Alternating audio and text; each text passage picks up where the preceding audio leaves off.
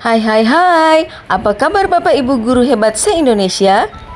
Sebelum menonton video ini, jangan lupa subscribe, share, like, follow, dan komen. Perkenalkan, saya Rida Anggerita Hutagalung MPD CGP Angkatan 9 bertugas di SMP Negeri 6 Percut Setuan, Kabupaten Deli Serdang, Provinsi Sumatera Utara. Pada kesempatan kali ini, saya memperkenalkan fasilitator saya, Ibu Lucia Sihombing, dan pengajar praktik saya, Ibu Nirmalasari Nasution. Video kali ini mewawancarai kepala sekolah terkait modul 3.1 pengambilan keputusan berbasis nilai-nilai kebajikan sebagai pemimpin. Berikut format pertanyaan wawancara yang diberikan kepada kepala sekolah.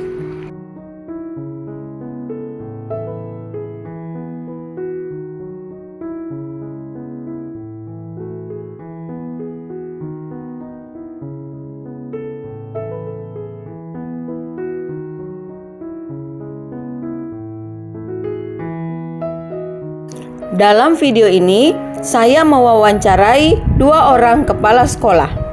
Berikut ini video pertama saya ketika mewawancarai Bapak Sudarmadi SPD selaku Kepala Sekolah SMP Negeri 6 Percut Setuan. Assalamualaikum warahmatullahi wabarakatuh. Waalaikumsalam warahmatullahi wabarakatuh. Apa kabarnya Pak? Alhamdulillah baik Bu. Alhamdulillahirabbil alamin. Jadi gini Pak, terkait dengan tugas kami sebagai CGP, ini kami mau mewawancarai Bapak selaku kepala sekolah di sekolah kita ini, khususnya di SMP Negeri 6 Percut Setuan, sebagai pemimpin di sekolah kita ini. Jadi ada beberapa hal yang ingin saya tanyakan terkait dengan kepemimpinan Bapak selama ini, ya kan? Yaitu yang ingin saya tanyakan selama ini, bagaimana Bapak dapat mengidentifikasi kasus-kasus yang merupakan dilema etika atau bujukan moral? Untuk mengidentifikasi kasus-kasus yang berkaitan dengan etika moral, ya kita pertama menerima masukan-masukan dari rekan-rekan sama para wakil yang membantu tugas saya. Bagaimana sikap ya perilaku ya daripada Bapak Ibu yang selama ini saya pimpin ya. Terus kalau selama ini bagaimana Bapak menjalankan pengambilan keputusan di sekolah ini, terutama untuk kasus-kasus di mana ada 2 kepentingan yang sama-sama benar atau sama-sama mengandung nilai kebajikan. Jadi belum mengambil ya kebijakan atau keputusan ya selama ini saya ambil apabila ada masalah atau kasus yang berkaitan dengan diri kita yang disampaikan oleh Bapak Ibu guru, saya harus segera mengambil tindakan ya dengan memanggil ya Bapak Ibu guru atau para wakil dan sama-sama bermusyawarah untuk menyelesaikan kasus-kasus tersebut.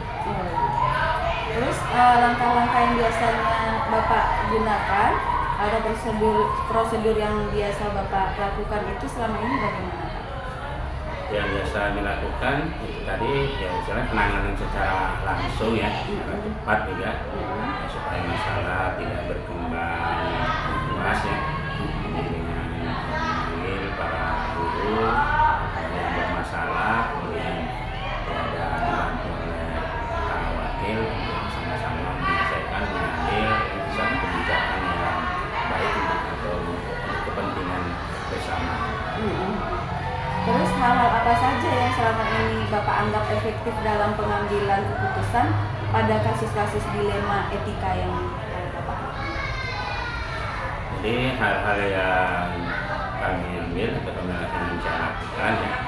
Jadi tidak saya ambil keputusan sendiri misalnya. Jadi kita bermusyawarah dan bertemu dengan para wakil wakil ya, untuk mengambil satu kebijakan atau keputusan ya, supaya diambillah suatu keputusan atau kebijakan yang terbaik ya, tidak misalnya merugikan satu pihak atau pihak lain supaya dapat ya diterima oleh semuanya. Iya. Terus kan kalau ketika Bapak mengambil suatu keputusan nih atau kebijakan, tentu ada hal-hal yang selama ini merupakan tantangan dalam pengambilan keputusan pada kasus-kasus dilema etika tersebut. Ya, tetap ya tantangan-tantangan tetap ada ya, karena kita manusia itu ada ya faktor-faktor subjektifnya kan gitu kan. Ya terutama mungkin ada apa nanti pengaruhnya, ada hubungan kekerabatan ya, nanti bagaimana mungkin ya, hubungan dengan siswa, jadi perlu kita pertimbangkan ya, ya sebaik-baiknya ya supaya ya, tidak merugikan salah satu pihak. Terus apakah Bapak memiliki sebuah tatkala atau jadwal ya kan tertentu dalam sebuah penyelesaian kasus dilema etika ini? Terus apakah Bapak itu langsung menyelesaikan di tempat saja atau memiliki sebuah jadwal untuk menyelesaikannya? Bentuk atau prosedur seperti apa yang Bapak jalankan? Jadi kalau secara tata kelola atau tata jadwal ini ya kita tidak bisa menjadwalkan secara pasti, karena misalnya masalah atau kasus itu datang ya secara mendadak ya, kalau bisa kita selesaikan secepat mungkin ya, kalau bisa sekarang ini kalau enggak ya besok mungkin kan waktu lah ya kan, pas kita lagi di tempat atau gimana ya akan segera kita selesaikan ya. Mengambil kebijakan itu harus segera cepat. Terus kalau misalnya nih Bapak lagi nggak di tempat, tentu kan ada prosedur apa gitu yang biasa Bapak jalankan? Ya biasa kalau pas saya keluar atau tidak di tempat ya tetap saya titip kepada Pak Wakil ya, Wakil ya untuk misalkan ada masalah untuk segera diambil tindakan. Ya bisa saya wakil saja yang menyelesaikan, nanti kalau belum selesai sama para wakil baru besok Bapak yang melanjutkan. Terus adakah seseorang atau faktor-faktor apa yang selama ini mempermudah atau membantu Bapak dalam pengambilan keputusan dalam kasus-kasus dilema etika ini? Ya faktor-faktor yang dapat yang membantu itu pertama ya kerjasama yang baik, ya, kerjasama koordinasi antara pimpinan dengan bawahan, itu kita jalin kerjasama yang baik, saling mendukung, saling membantu. Ya kemudian juga dukungan ya, dari para guru-guru ya tentang kebijakan keputusan yang sudah kita ambil. Terus Pak, dari semua hal yang telah Bapak sampaikan nih dari awal tadi sampai akhir, pembelajaran apa yang dapat Bapak petik dari pengalaman Bapak selama ini memimpin sekolah dalam pengambilan keputusan dilema etika ini? Jadi selama ini saya memimpin mengambil suatu keputusan atau kebijakan terutama berkaitan dengan dilema etika. Saya selalu mengajak bermusyawarah, ya, berdiskusi ya, dengan pertama para wakil ya, untuk mengambil satu kebijakan yang terbaik ya, kebijakan yang terbaik untuk ya, kepentingan bersama, terutama untuk kepentingan semua. Jadi tidak pernah saya mengambil keputusan kebijakan sendiri. Jadi selalu melibatkan pertama para wakil sebagai ya, membantu saya di sini. Terima kasih banyak Pak sudah bersedia untuk saya wawancarai berkaitan dengan materi CGP kami yang di LMS mengenai dilema etika dan rujukan moral ini ya Pak ya. Semoga sehat selalu, amin. Sukses selalu untuk Bapak, sehat selalu, berrezeki. Amin. Terima kasih Pak ya. Assalamualaikum. Berikut ini video kedua saya ketika mewawancarai Kepala Sekolah SMP PAB 8 Sampali, Ibu Yusrawati ST. Assalamualaikum warahmatullahi wabarakatuh. Waalaikumsalam warahmatullahi wabarakatuh, Ibu Ida. Ya, apa kabar Bu Ica? Alhamdulillah sehat dan baik. Alhamdulillah. Jadi gini maksud saya berjumpa dan bertemu dengan Ibu hari ini adalah terkait dengan tugas CGP saya di LMS tentang modul dilematika etika dan rujukan moral sebagai pemimpin di sekolah, khususnya di sini di PAD 8 Sampali. Untuk itu ada beberapa hal yang ingin saya tanya nih mengenai kepemimpinan Ibu selama ini di sini, gitu ya kan, terkait dengan dilema etika dan rujukan moral ini, gitu ya Bu ya. Jadi selama ini itu bagaimana Ibu dapat mengidentifikasi kasus-kasus yang merupakan dilema etika atau rujukan moral di sekolah ini? Nah, ini bisa dijelaskan gitu dilema etika itu yang bagaimana Ibu? Nah, itu kan luas ya, istilahnya, pengertiannya, kemudian rujukan moral yang bagaimana ini bisa dijelaskan Ibu ya? Iya. Jadi kayak dilema mengidentifikasi kasus-kasus ini kan dia kayak ada masalah nih dilema etika. Nah, Ibu mengidentifikasi masalah itu bagaimana caranya? Gitu. Nah, kalau untuk mengidentifikasi ya kita lihatlah yang ada di lingkungan sekolah kita itu Ibu. Nah,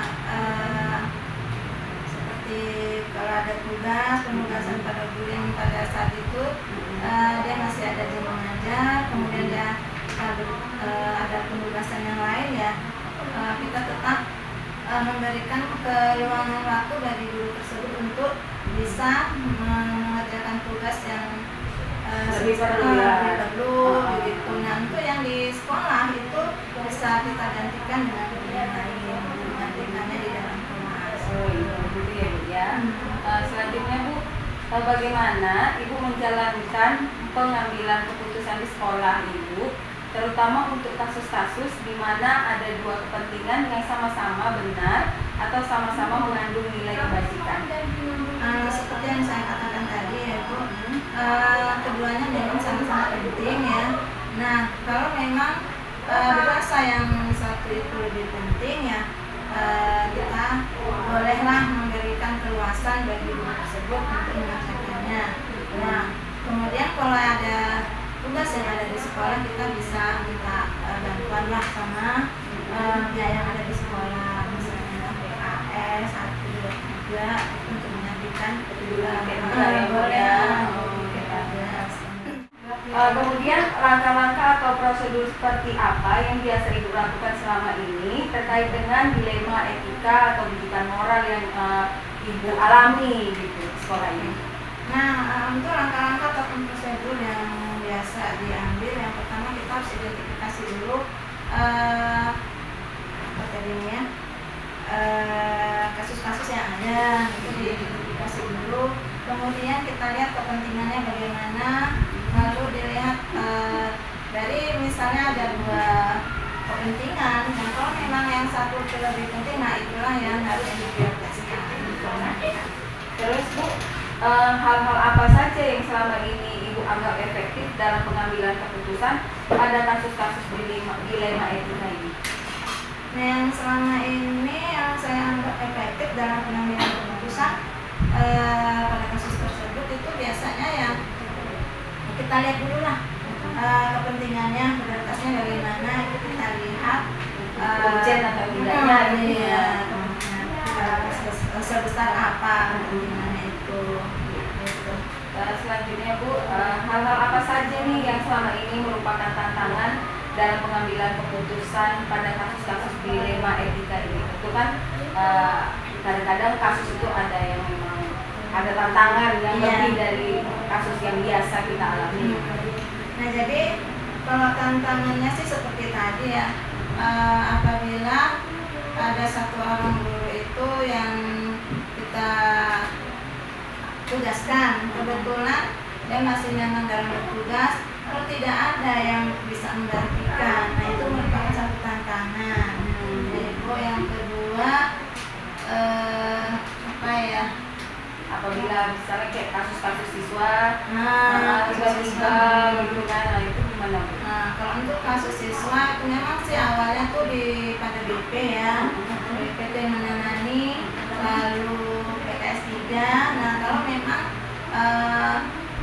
kasusnya terlalu berat, mereka langsung menghubungi dilihat seberapa besar kasus anak tersebut, sehingga kita harus mengambil satu keputusan yang memang harus tepat, ya, nggak asal-asalan. Oh ini langsung berubah. Nggak asal jadi gitu ya. Ya, kita harus tahu langkah-langkahnya. awalnya itu kenapa seperti ini anak-anak, kalau ada kasus anak-anak. Jadi kita nggak bisa langsung udah produk, nggak bisa. Itu harus ada prosedurnya, kemudian apa ya, ada langkah-langkahnya, ada tahapan-tahapannya. Terus apakah ibu itu memiliki sebuah tata kala atau jadwal tertentu dalam sebuah penyelesaian kasus dilema etika ini? Apakah ibu itu langsung menyelesaikan di tempat atau memiliki sebuah jadwal untuk menyelesaikannya? Terus bentuk atau prosedur seperti apa yang ibu jalankan selama ini? Nah, kalau untuk penyelesaian kasus dilema etika yang kayak seperti anak-anak tadi, ya itu memang nggak bisa langsung di tempat. Itu kan kita dalam apanya ya, perlu ada tahapannya. Yang pertama itu memang itu ada selesaikan dulu sama pihak BP. Lalu kalau BP nggak bisa, langsung ke PS3 dulu, baru kita selesaikan kepada kepala sekolah. Terus adakah seseorang atau faktor-faktor apa yang selama ini mempermudah atau membantu ibu dalam pengambilan keputusan dalam kasus-kasus dilema etika ini? Kalau masalah faktor yang selama ini mempermudah atau membantu ya sudah tentu ada. Iya. Makanya dibutuhkanlah itu wakil kepala sekolah di bidang kurikulum, Sapras, kemudian Kadin Kesiswaan, lalu ada BP. Nah, itulah pentingnya mereka di dalam sekolah untuk membantu saya dalam pengganti. Iya, termasuk guru-guru ya. Bu? Iya, betul. Terus dari semua hal yang telah disampaikan nih dari tadi yang ibu paparkan, kira-kira selama ibu bertugas menjadi kepala sekolah selama ini, pembelajaran apa yang dapat ibu petik dari pengalaman ibu saat mengambil keputusan yang berkaitan dengan dilema etika ini? Nah, kalau hikmahnya ataupun pembelajaran yang bisa saya ambil dari pengambilan keputusan dalam dilema etika ini, yang pertama dalam pengambilan keputusan kita tidak harus tergesa-gesa. Kita lihat dulu seberapa pentingnya kasus ya, seberapa pentingnya kasus tersebut, permasalahan yang dihadapi itu. Jadi harus ada prosedur ataupun tahapan ataupun langkah-langkah sehingga apa yang kita ambil itu tepat. Nggak harus begini ada masalah langsung ini enggak. Jadi tetap harus didiskusikan, dirapatkan juga dengan guru-guru gitu ya. Jadi terima kasih sekali Bu atas bincang-bincang kita pada hari ini, atas apa yang Ibu sampaikan, itu pengalaman Ibu sangat berharga sekali bagi saya. Terima kasih banyak, sehat selalu, murah rezeki, dimudahkan segala urusannya. Amin ya Allah. Terima kasih Bu. Assalamualaikum warahmatullahi wabarakatuh. Berikut ini tabel hasil refleksi wawancara saya dengan Kepala Sekolah SMP Negeri 6 Percut Setuan, yaitu Bapak Sudarmadi SPD, dan Kepala Sekolah SMP PAB 8 Sampali, Ibu Yusrawati ST.